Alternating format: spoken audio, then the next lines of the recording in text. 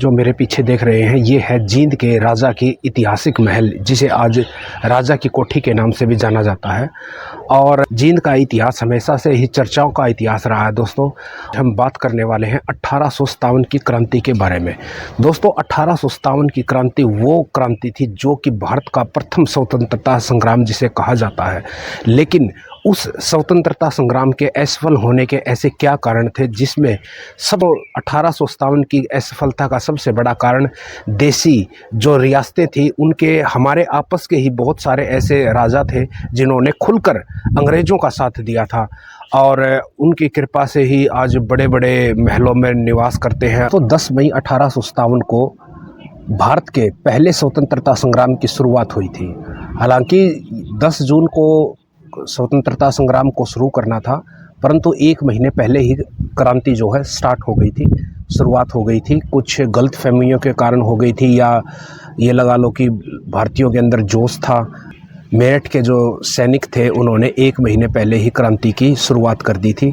मेरठ में क्रांतिकारियों ने पूरी तरीके से वहाँ की कोतवाली को तहस नहस कर दिया था और वहाँ पर मेरठ में हथियारों पर कब्जा कर लिया गया था। उसके बाद क्रांतिकारी नारेबाजी करते हुए, भारत माता की जय जयकार करते हुए दिल्ली तक आ पहुँचे थे। जैसे ही उन्होंने यमुना के पुल को क्रॉस किया और लाल किले में प्रवेश करने लगे तो बहादुर शाह जफर ने आदेश दिया कि कोई अंग्रेज़ों ने शायद हमला कर दिया लाल किले पर, इसलिए पुल को उड़ा दिया जाए। तो जैसे सैनिक पुल को उड़ाने लगे तो क्रांतिकारियों ने कहा कि हम हैं जो मेरठ से बगावत करके आए हैं। तो क्योंकि वो अंग्रेज़ों की ही ड्रेस में थे, पोशाक में थे, उसके बाद उन्होंने दिल्ली लाल किले में प्रवेश किया था।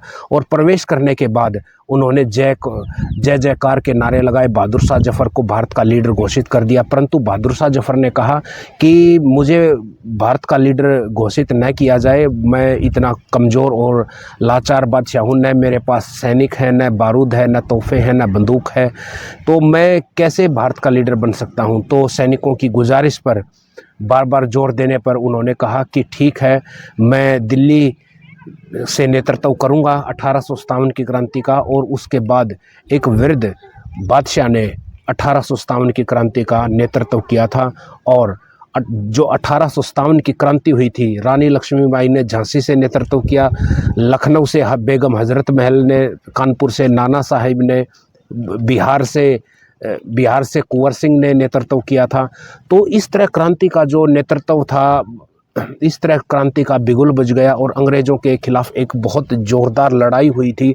पहला भारतीय स्वतंत्रता संग्राम लड़ा गया। परंतु जब ये स्वतंत्रता संग्राम अपने चरम पर था, बहुत सारी छोटी छोटी रियासतें थी, जैसे बल्लभगढ़ से राजा नाहर सिंह, राव तुलाराम रेवाड़ी से बहुत सारे, हसन खां मेवाती, इन्होंने भी पूर्ण रूप से स्वतंत्रता संग्राम का नेतृत्व किया था, इन्होंने भी स्वतंत्रता संग्राम में भाग लिया था। लेकिन कुछ भारतीय राजाओं ने, कुछ भारतीय रियासतें जैसे पटियाला, कपूरथला, नाभा, जींद रियासत, बीकानेर रियासत, जिन्होंने अंग्रेज़ों का भरपूर साथ दिया था, चाहे नेपाल का राजा हो, चाहे कश्मीर का, हैदराबाद का, तो इन राजाओं ने, इन रियासतों ने अंग्रेज़ों का भरपूर साथ दिया था। रियासतें उसके बाद बहुत ज़्यादा फली फूली और इसके बाद अंग्रेज़ों की जो कृपा दृष्टि रही और इन्होंने 1947 तक राज किया। बाकी जितने भी क्रांतिकारी थे जो अंग्रेज़ों के खिलाफ लड़े थे, उन्हें दोस्तों कारावास में बंदी बना दिया गया, या उनके पूरे परिवार को, जैसे 1857 की क्रांति के बाद बहादुर शाह जफर के दोनों लड़के मिर्ज़ा मुग़ल, मिर्ज़ा खिर्ज और उसके पोते अबू बकर को जो है उनके सरों को कलम कर दिया गया था। बहादुर शाह जफर को रंगून जेल भेज दिया गया। 1862 में उनकी मृत्यु हुई, उनका मकबरा भी वहीं है, उन्हें 2 ज़मीन तक नसीब नहीं हुई। झांसी की रानी जो सबसे वीरांगना 1857 की, दोस्तों जितने भी पुरुष हुए हैं या महिला हुई हैं, बेगम हजरत महल, उसके बाद सबसे नंबर 1 झांसी की रानी, सबसे लंबे समय तक जिसने 1857 की क्रांति का नेतृत्व किया था। सभी ने हार मान ली थी। 22 सितंबर 1857 को बहादुर शाह जफर ने हार मान ली थी और उसके बाद दिल्ली अंग्रेज़ों के अधीन हो गई थी। उसके बाद दोस्तों उसके बाद नाना साहब ने हार मान ली, वो उन्होंने नेपाल में शरण ले ली थी। धीरे धीरे जितने भी क्रांतिकारी थे सभी को पकड़ लिया गया, चाहे सतारा, नागपुर, संबलपुर, हर जगह क्रांति को दबा दिया गया था।